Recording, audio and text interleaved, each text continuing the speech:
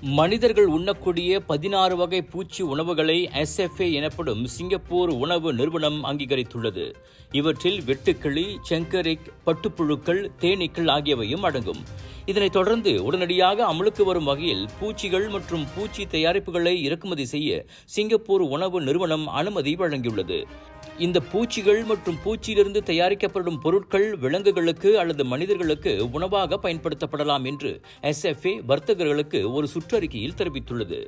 மனித அல்லது விலங்கு உணவிற்காக பூச்சிகளை இறக்குமதி செய்ய, வளர்க்க வணிகங்கள் விரும்பினால் அவை பின்பற்ற வேண்டிய வழிகாட்டுதல்களும் இந்த கட்டமைப்பில் அடங்கும்.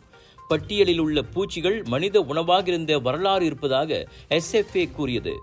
பட்டியலிடப்படாத பிற பூச்சிகள் மனித உணவாக பயன்படுத்தப்படுவதற்கு முன்பு SFAவின் மதிப்பீட்டிற்கு உட்படுத்தப்பட வேண்டும். ஐரோப்பிய ஒன்றியம், ஆஸ்திரேலியா, நியூசிலாந்து, தென்கொரியா மற்றும் தாய்லாந்து உள்ளிட்ட குறிப்பிட்ட பூச்சிகளை உணவாக பயன்படுத்த அனுமதிக்கும் நாடுகள் மற்றும் பிரதேசங்களை பற்றிய முழுமையான அறிவியல் ஆய்வுக்கு பிறகு இந்த வழிகாட்டுதல்கள் உருவாக்கப்பட்டன. தயாரிப்புகளின் உண்மையான தன்மையை குறிக்க தயாரிப்பு பேக்கேஜிங்கில் லேபிள் இட வேண்டும்.